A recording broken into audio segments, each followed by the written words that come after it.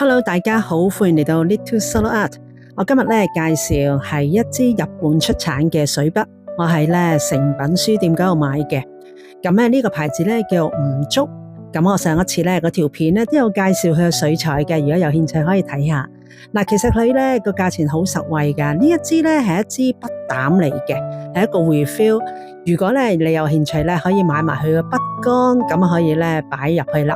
咁但係我覺得唔需要啦，就咁呢一支refill 都已經可以做到 sketch 嘅。嗱，水筆用咗一段時間就好容易乾㗎喎。咁呢一支佢有一個膠質喺個筆頭嗰度，咁就以免去容易乾啦。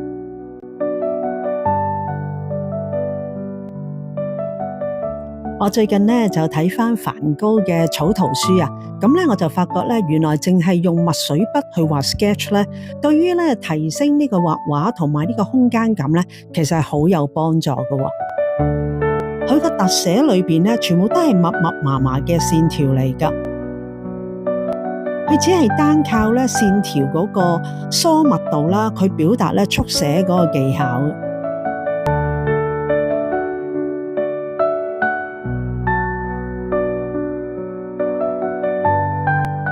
所以今日我就利用咗新買呢4支顏色嘅水筆去示範一下畫草圖嘅效果。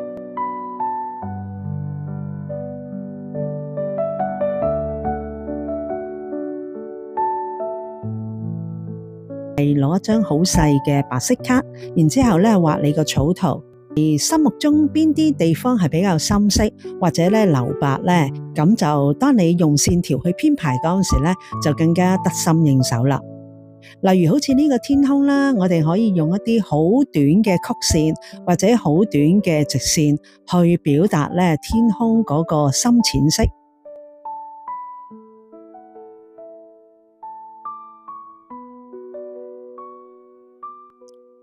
跟住你可以攞啡色筆嚟將啲線交叉重疊，去形成呢一個深色嘅效果。由於我哋要有個對比嘅感覺，所以你畫深色嘅部分唔好全部都填滿去，要留返一啲空白嘅地方，等佢睇落去有一個 contrast， 一個對比嘅光暗。因為呢一張只不過係一個草圖，所以你畫起上嚟嘅時候，亦都唔需要俾太大壓力自己。因為草圖我哋用呢個 pen sketching 個目的就係我哋大概睇一睇個空間感同埋整體嗰個構圖嘅啫。交叉搭線呢個技巧係最容易把握到嘅。除咗交叉線之外仲可以利用好短嘅線條去組織成一塊比較深色嘅面積。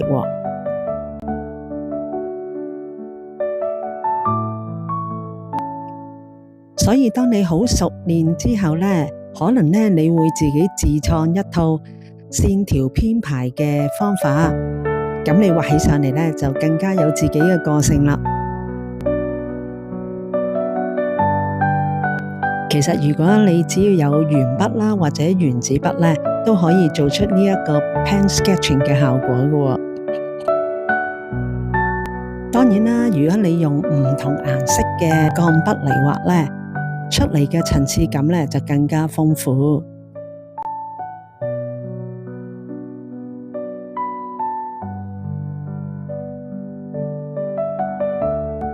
黑色通常係最後尾先會用嘅，係表達你想用最深色嘅地方。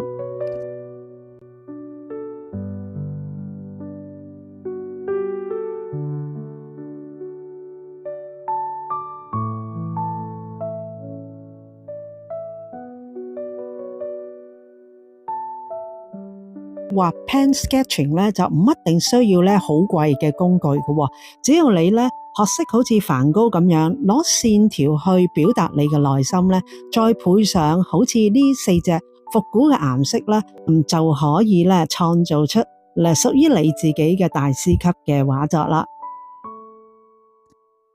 你又最中意呢4支筆嘅邊一隻顏色喺下面留言話我知啊！如果你鍾意呢條片嘅，請你免費 subscribe 我呢個頻道，俾一個 like 我，同埋分享俾你鍾意畫畫嘅朋友啊！我哋下一條片再見，拜拜。